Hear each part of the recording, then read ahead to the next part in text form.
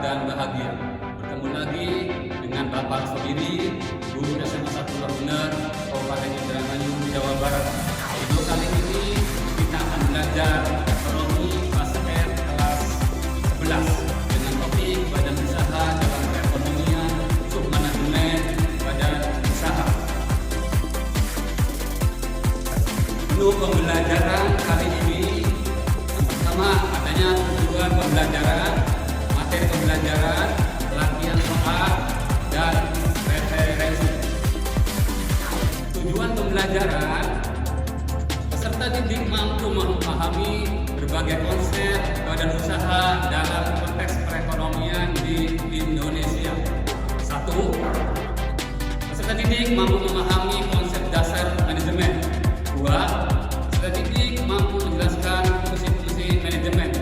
3. Peserta didik mampu menganalisis peran manajemen dalam organisasi. Materi pembelajaran kali ini yang pertama pengertian manajemen menurut para pakar, yang kedua fungsi-fungsi manajemen, yang ketiga bidang-bidang manajemen, dan yang keempat tingkatan manajemen. Pengertian manajemen menurut DRT, proses yang terdiri dari tindakan perencanaan, pengorganisasian, penggerakan, dan pengawasan yang dilakukan untuk menjadikan dan mencapai sasaran-sasaran yang telah diharapkan melalui pemanfaatan sumber daya manusia serta sumber-sumber lainnya. Berdasarkan pengertian tadi dari GR, Terry, dan Oler bahwa manajemen merupakan suatu ilmu yang mengatur sumber daya manusia atau mengelola segala sesuatu agar berjalan secara efektif dan efisien. Orangnya disebut dengan manajer. Setelah kita tahu tentang pengertian manajemen, kita membahas fungsi-fungsi manajemen.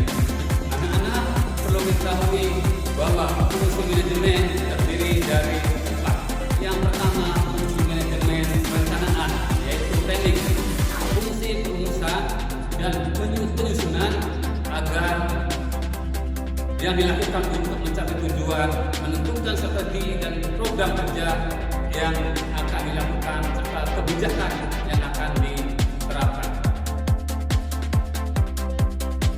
Fungsi manajemen yang berikutnya yaitu pengorganisasian atau organizing, merupakan sebuah proses atau kegiatan membagi dan mengalokasikan pekerjaan yang harus dilakukan oleh masing-masing individu.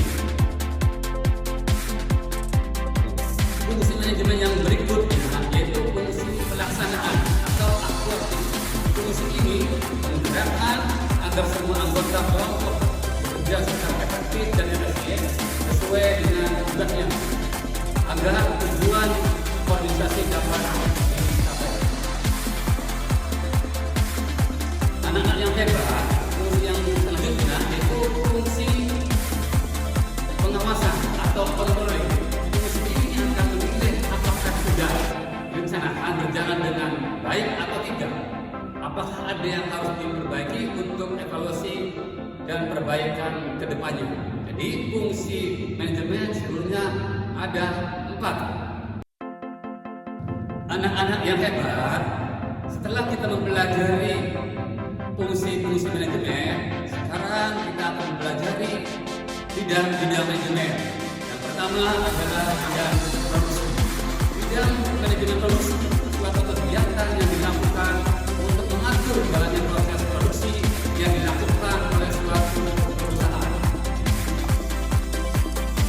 Bidang manajemen yang berikutnya yaitu manajemen pemasaran atau marketing.